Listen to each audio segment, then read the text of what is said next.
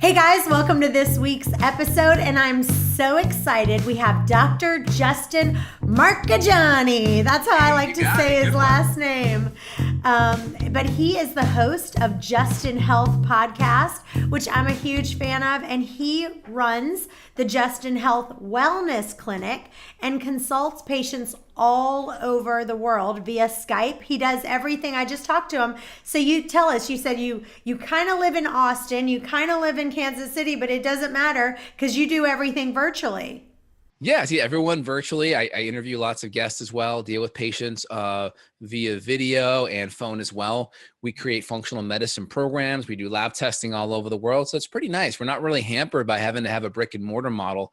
We're able to get in touch with people anywhere, anytime. So it's quite rewarding.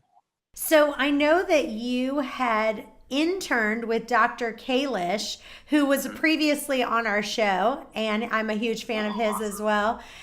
So how did you get started in this field?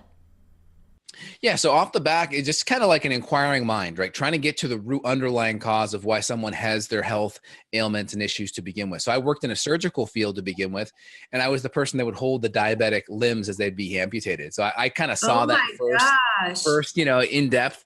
And most of the people there really weren't concerned about getting, on top of it, like getting in front of it, meaning like preventative perspective. They just were like, all right, we're going to just, pull out our surgical saws, tie off the arteries, and get that dead tissue off there. And I'd be the person that bring it down to the morgue.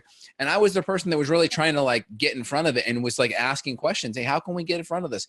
And it's tough because a lot of the diet recommendations and food recommendations, come from our government, and they're pretty bad. They're part of the underlying cause, right? We get a lot of poor dietary information over the last 30, 40, 50 years, especially this low fat, low cholesterol thing going on.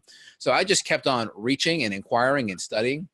I like chiropractic because it focused more on a vitalistic approach, and just found doctors in that field that were chiropractors that were successful, that had good functional medicine clinics that were helping people, and really just glommed onto what they were doing and just learned and became a sponge over the last 10, 15 years, getting the nutrition element dialed in. That's the foundation in which functional medicine springboards from: diet, lifestyle, good nutrition, and then diving in deeper to our body systems, hormones, gut, detox, nutrients, and being able to put those puzzle pieces together, if you will. Yeah. Now we've received a lot of questions lately about small intestinal bacterial overgrowth, which has a lot of same symptoms of candida. And so some of the questions we've received is something like, how do I know if I have small intestinal, like SIBO, or do I have candida? How do I know the difference? And that's the thing. I think a lot of people that focus on SIBO, they may or may not have it. And that's the issue. We see patients that have H. pylori infections, that have just general dysbiotic infections, where we don't really know, is it coming from dysbiosis in the small intestine? Is it coming from the stomach? Is it coming from the colon? When you look at the stool, it's all kind of coming out and it's all kind of meshed together, right? So H. pylori could be bacterial overgrowth. It could be SIBO, which is more specific bacterial overgrowth in the small intestine. It could be SIFO, or a fungal overgrowth. It could be other types of parasitic infections. So I think a lot of people, if you look at the symptoms of SIBO or a parasite or a fungal overgrowth, they're pretty similar. So it's hard to know. So we're really just focused on where those what digestive imbalances we have, or what gut imbalances or microbes we have, and we just treat them. And there's a big overlap. A lot of people have a lot of different things going on all at the same time. So I like to ask our guests to walk us through a typical day in your life of like, what did you eat yesterday? Our podcast started out just talking about intermittent fasting, and we've just really evolved into because we feel like intermittent fasting is a portion of that. Is that something you do, or what do you typically eat? What does your day look like? Yes, that's a great question. I think looking at people's routines are really important. So today I just started off with a nice organic coffee with about a tablespoon of grass-fed butter in there. I did about 20 grams of collagen, some MCT oil. I'm sipping on a sugar-free apple cider vinegar drink. So I'll be sipping on that throughout the day. The acetic acid in there is very good at helping to metabolize guanidine.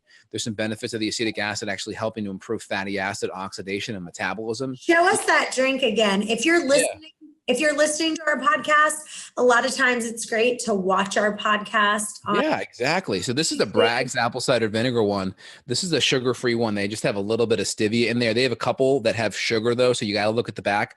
I like the ginger and the lime because there's just a little bit stevia sweetened. And then I'll also be sipping on these guys throughout the day, which are like my Topo Chico mineral waters, really big in Austin. If you're in Texas and you're looking at this video, you guys know Topo Chico. It's the best.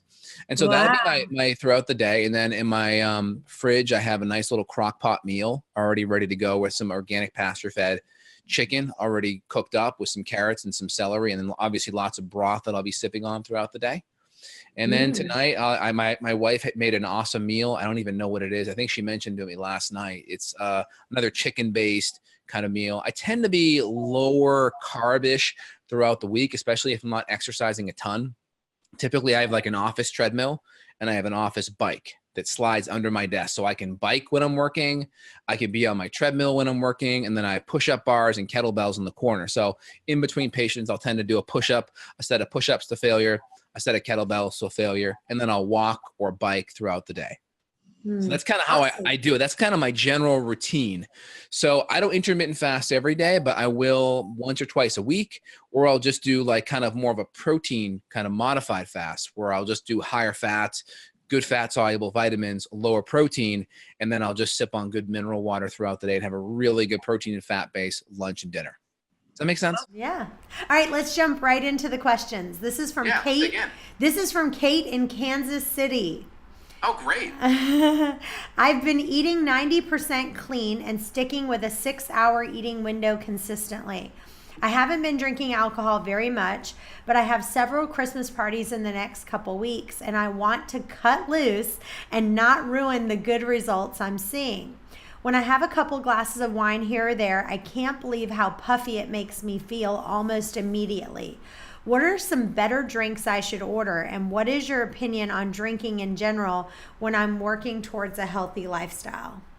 That's a great question. And I get that all the time from my patients because I deal with a lot of patients that are relatively healthy and some that are really sick. And some patients, they literally can get derailed for weeks on end with eating the wrong food. So we have to kind of distinguish which camp you are in. Are your health issues relatively stable? Are you kind of moving in the right direction regarding your health goals? If we can answer positively on that, then we can definitely have a little bit of latitude. So I have an article at justinhealth.com, I think podcast on that, like what to do during the holidays, what to do, like healthy versions of alcohol. So I have lots of more in-depth kind of conversations on that topic, but to keep it brief today, number one is if you know you're going to be splurging, I try to intermittent fast up to that event. If I know it's a nighttime one, I may intermittent fast. I may time in exercise before or after the next morning. And I may intermittent fast the next morning as well to tap in more to that fat burning, number one.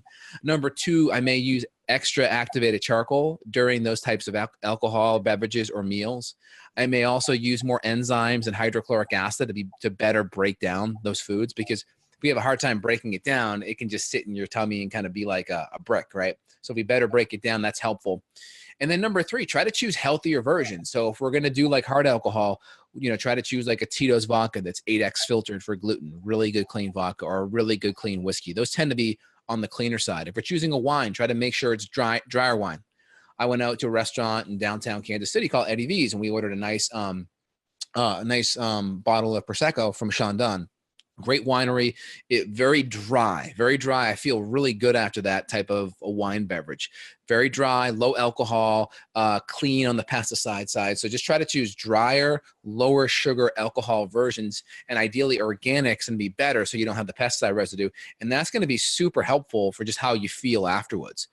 Dry Creek Wine says some. I like the Chandon, but a drier Prosecco or Champagne is great. Activated charcoal, hard alcohol is great. You can even do like my Dr. J's Moscow Mule. We'll do the ginger, kind of low sugar GT Dave's gingerade, and we'll mix it with little Tito's vodka, half a lime squeeze on the rocks.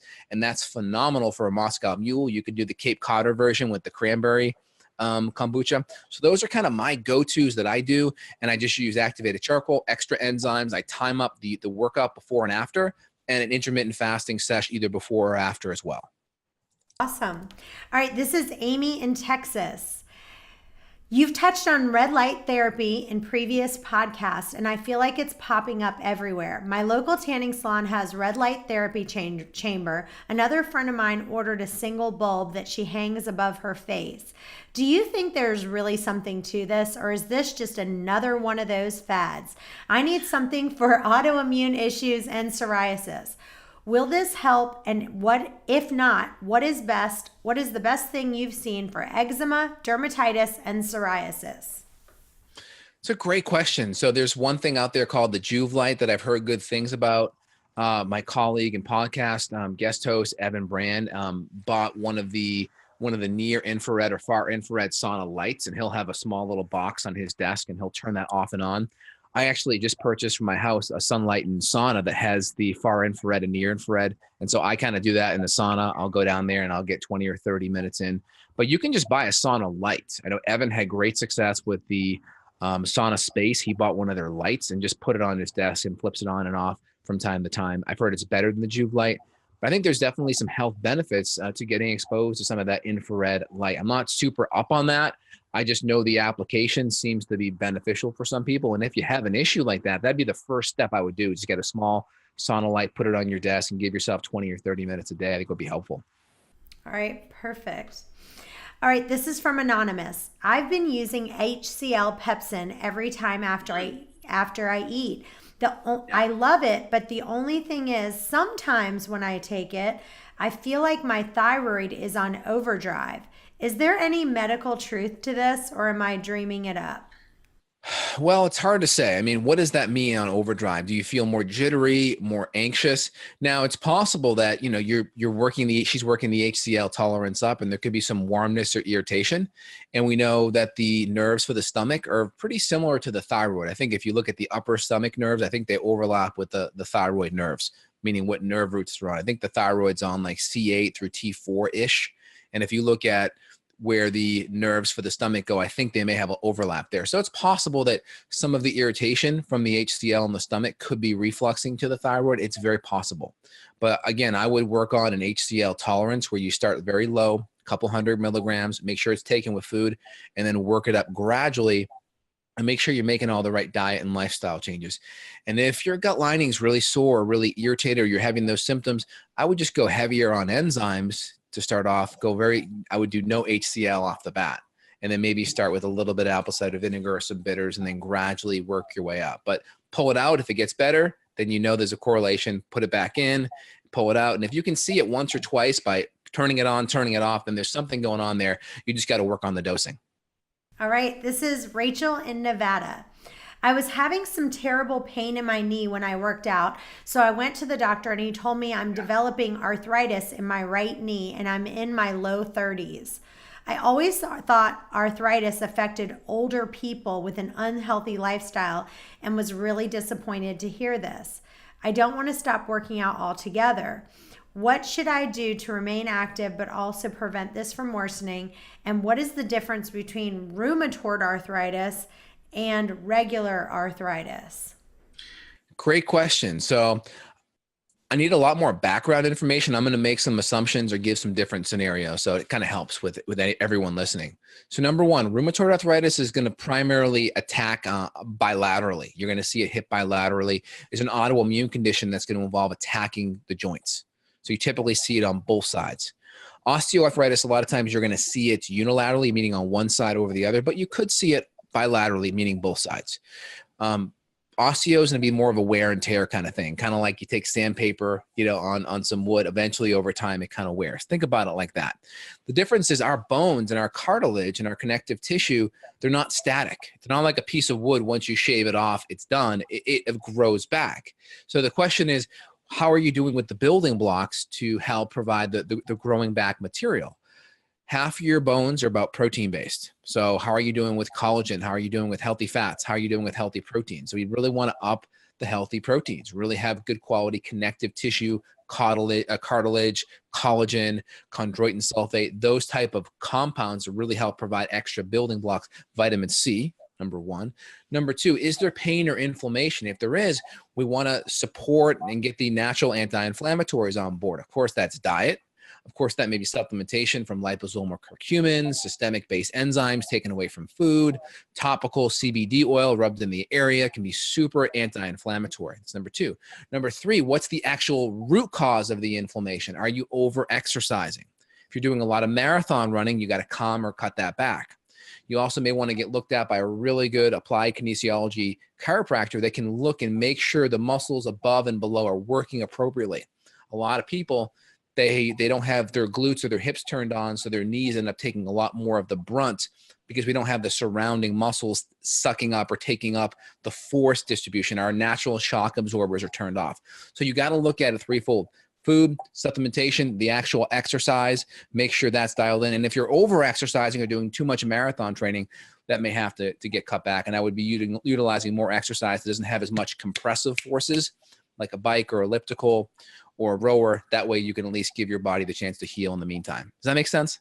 Yeah, very good. And then before I would ever jump to surgery, if we want more therapeuticness above and beyond that, adding in the specific electric devices like the ARP Wave, or the NewFit has one called the Newbie. These are bioelectric devices that can stimulate healing and blood flow. And then after that, stem cell injection. So before I would jump on surgery, I would do those things first.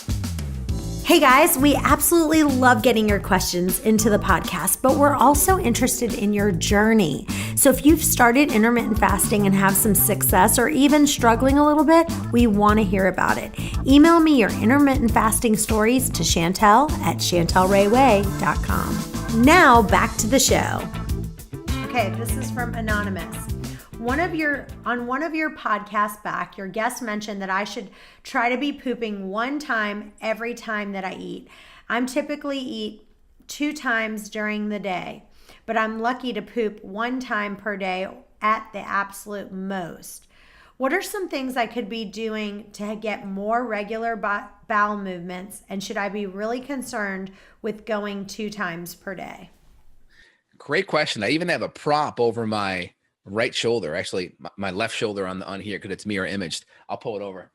This is called the poopy lineup. All right. So this is kind of how your stool should look. Oh, hold on. Let me get the glare away. Okay. So this is your poopy policeman. This is a 6-incher. Okay. So ideally you want 2 of these guys a day. So at least 12 inches of stool a day minimum. Okay. So we could have two of these guys coming in twice a day. We could have 1 extra big guy coming in once a day, or we could have 3 smaller versions coming in at 4. So ideally about 12 inches of stool. We want it to be relatively formed. We don't want to see the particles in there. We don't want to see mushy. We don't want it to be a floater. We don't want to have undigested fat in there. Those are the key things. So regarding that, that's going to be important. Number 2, if we're having problems with the regularity, we can use palliative support, such as higher dose magnesium citrate or oxide can be helpful. But we'd also want to make sure stomach acid and enzyme levels are adequate. If those are low, that may affect motility. And then the third thing is if it's bacterial overgrowth or fungal overgrowth or infections, that could also be affecting motility as well. So what would you say are your kind of favorite things that you would say, like, this really kind of gets things going? If, but we don't want to get it too going because we want to have, good stool. We don't want to have like diarrhea. What are some of the different things that you said, this really kind of helps me get going? Yeah. So I always draw a line, right? Because there's things that are root cause that are actually fixing the underlying issue. And then there are things that are like more allopathic or palliative that aren't fixing the problem, but they at least get results in the interim. I like the higher dose magnesium citrate or magnesium oxide. That really can help move things. There's other things like Senna or Cascara sagrada, which can be a little bit mildly irritating.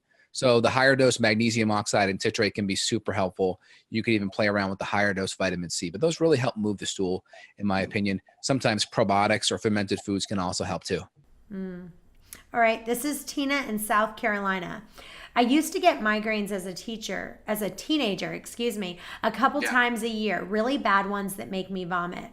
I didn't have them for over 10 years, but in the past 6 months, I've had at least 6 of them. They're so bad that I can't even function or do anything besides lay there. I can't even sleep. I went to the doctor to get them checked out, and they can't find anything wrong. What could have caused them to disappear and then come back suddenly? I'm paranoid that something is really wrong and I can't afford to miss out on work or life anymore. Great question. So I just need a lot more intel to be more specific. So this person said they were gone for a while and just came back and have been active the last 6 months. Mm-hmm. So as a functional medicine doctor, I'd be doing a lot more detective work. I'd want to go back in time and really figure out what kind of stressors were going on over the last 6 months. Did you just come off some birth control pills? Was there stress in your relationship or work? How's sleep? How's diet? I want to really dig into all of those things so I can get the sense of what's happening from root cause perspective. Now, in the meantime, I'd want to look at hormones, fluctuations in hormones, especially rise and ebbs and flows of progesterone, estrogen dominance, progesterone dropping out soon, can all be potential causes. Adrenal dysfunction, potential causes. Lower magnesium levels, potential causes. Gut absorption. Gluten's a big one. Gluten tends to pinch off some of the blood flow that happens up our garden hose artery, so to speak, on the side of our necks called the carotid. And that can pinch and decrease a lot of the blood flow going up to the frontal cortex. So really diving in deep. So there's palliative things, feverfew, magnesium, B6 can be helpful. Looking at blood sugar, making sure we're not going more than 5 hours or so without eating. Blood sugar flows can be really kind of a big issue. So healthy proteins and fats at every meal. Not enough minerals. Really, like people that, like, for instance, if I drink too much one night, the next day I'll be more dehydrated. I'll need to really get extra minerals in. So I'll use either good mineral water or good sea salt. So we get those extra So minerals. that mineral water that you love, because I've never heard of it. Yeah. What kind of minerals are in there? Do they? Yeah, I mean, you're looking at your typical, your sodium, your chloride, a little bit of potassium, a little bit of magnesium, a little bit of sulfate. And then there's some other good ones. That one more time. Show us that one. Yeah, this is Topo Chico. I like this one because of the carbonation's really high. It really hits the back of the tongue good. But Pellegrino is also pretty good. Voss is also pretty good. I like the glass bottles just so there's no potential contamination. I also have 2 filters in my house. So I have a whole house system and I have a countertop reverse osmosis that adds minerals back in. And then I'll use the Redmond's mineral salt and I'll pinch a little bit of that in my filtered water. Good. The minerals can be important too. This is Crystal in Augusta. My husband just had a checkup at the doctor and blood work done, and he found out that he had high levels of ferritin. This was the first time I've ever even heard of this. I understand it somehow related to iron, but I'm struggling to understand the connection and the difference between iron and ferritin. Is this something he should be concerned with? Yeah, great question. So think of iron serum as the gasoline that's in the carburetor ready to be burnt up, right? And then think of ferritin as the gasoline in the gas tank that has not been injected into the engine yet. So ferritin's our stored form of iron. And it's pretty common for guys, because they don't menstruate, right, to accumulate more iron, right? Women tend to have that fail-safe mechanism of menstruation to lower the iron. So really simple. We would just give blood a couple times a year, or you do some functional testing where you're giving blood for the actual test that will help lower the ferritin. That's pretty common in guys, not a big deal. Just do a therapeutic phlebotomy and or do some couple of tests a few times a year and you'll be good to go. Okay, perfect. Veronica in Buffalo. Lately, my periods have been really, really strong, and I went to the doctor recently and found out that my iron levels are low and my estrogen levels are high. I've tried taking iron supplements, but all they do is make me constipated. How can I address these iron issues without being constipated? Are there any supplements you recommend or foods that I should focus on? I have a blood drive coming up at my work, and I'm really hesitant to give blood until I can get my iron under control. But my friend told me that if you give blood, it encourages your blood to make more and better blood. She's not a doctor, but I didn't know if she's even telling me the right things and making sure I'm taking the right steps. So off the bat, number one of the biggest causes of hemorrhagia or excessive menstruation is estrogen dominance. So you really have to work on getting your hormones fixed, okay?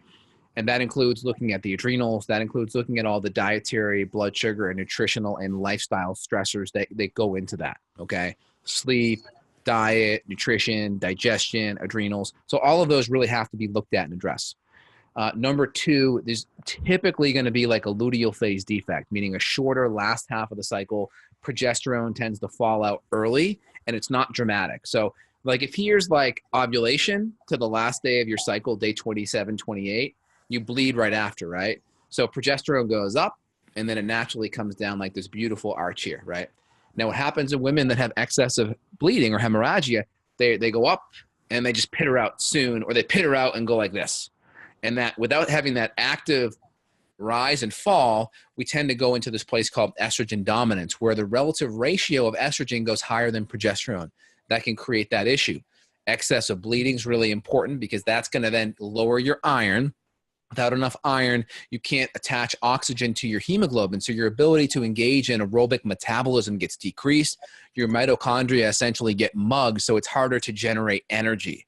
So no, you do not want to give blood, number one.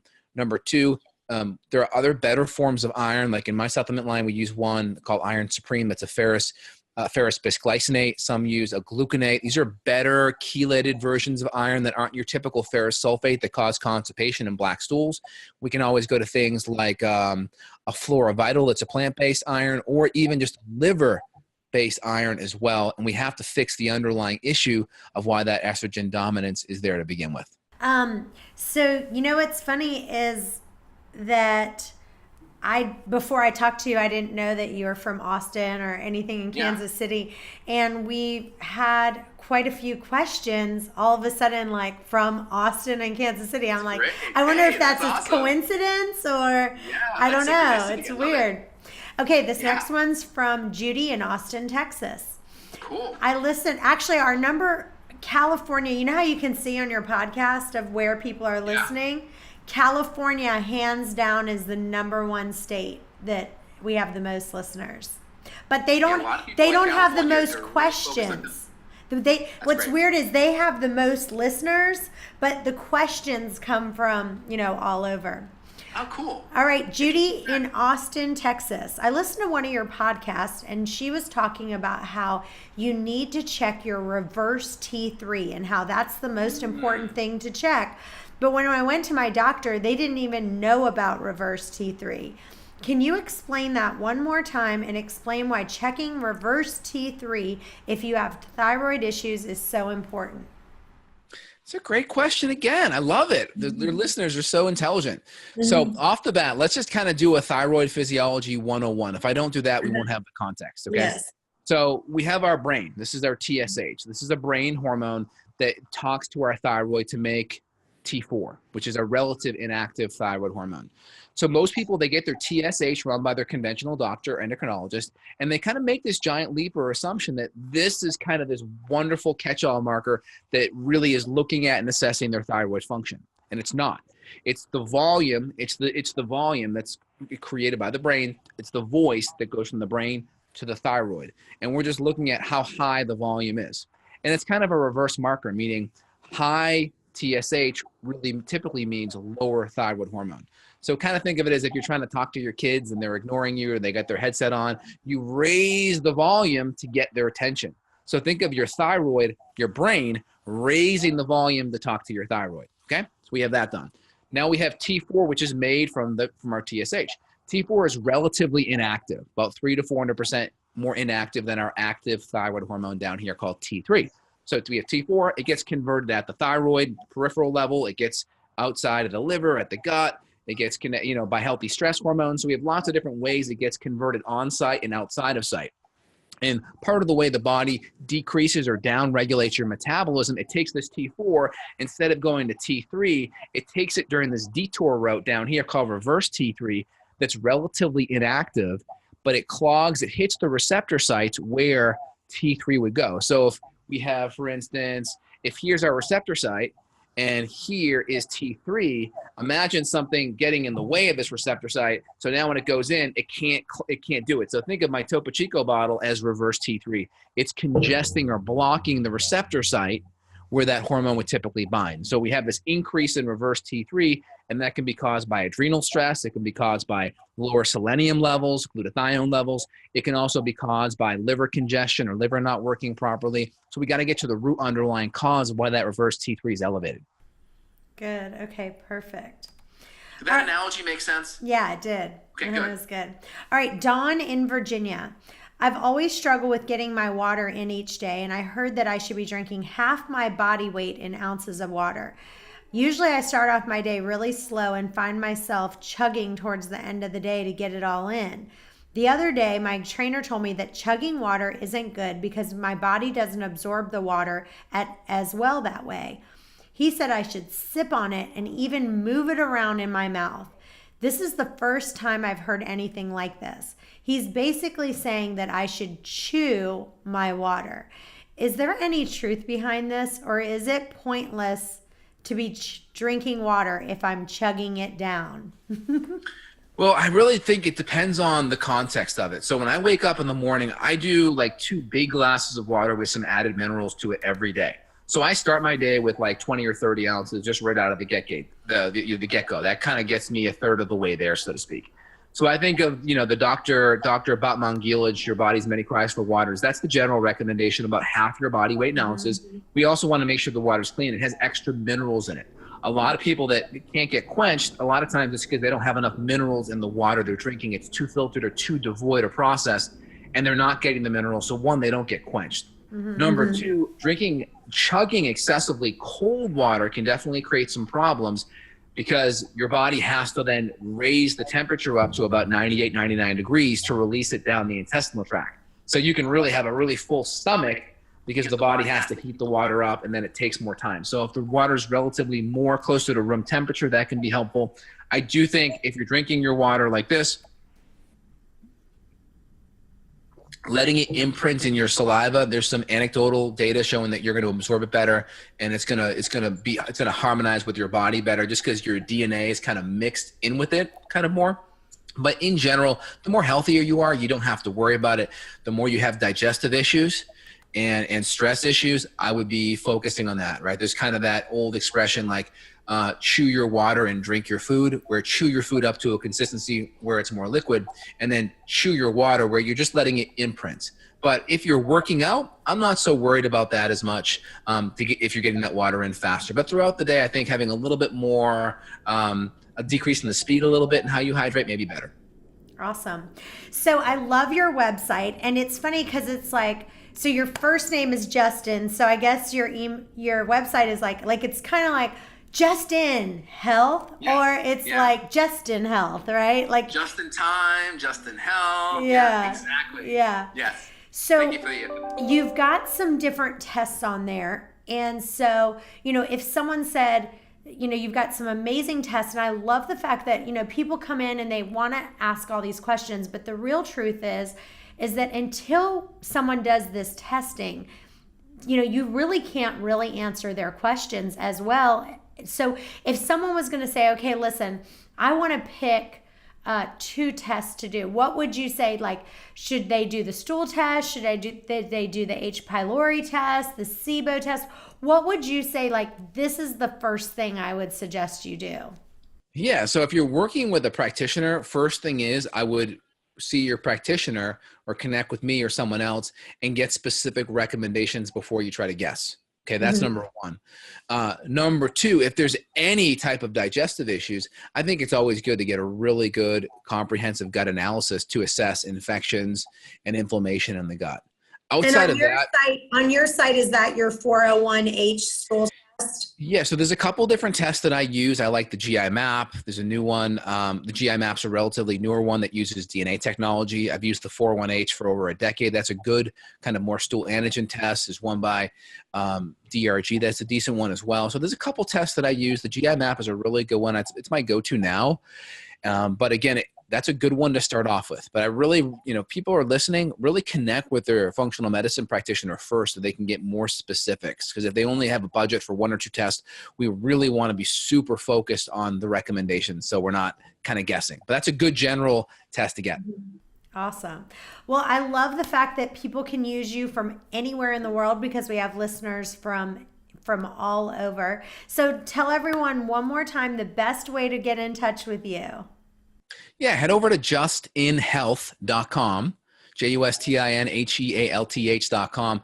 You can subscribe to my podcast channel there, my YouTubes. I do live YouTube Q&As every week. I'm going to jump on one here in a few minutes where I talk to a couple thousand people here live on my YouTube channel, where we do kind of a Q&A thing like this, do lots of in-depth practical topics.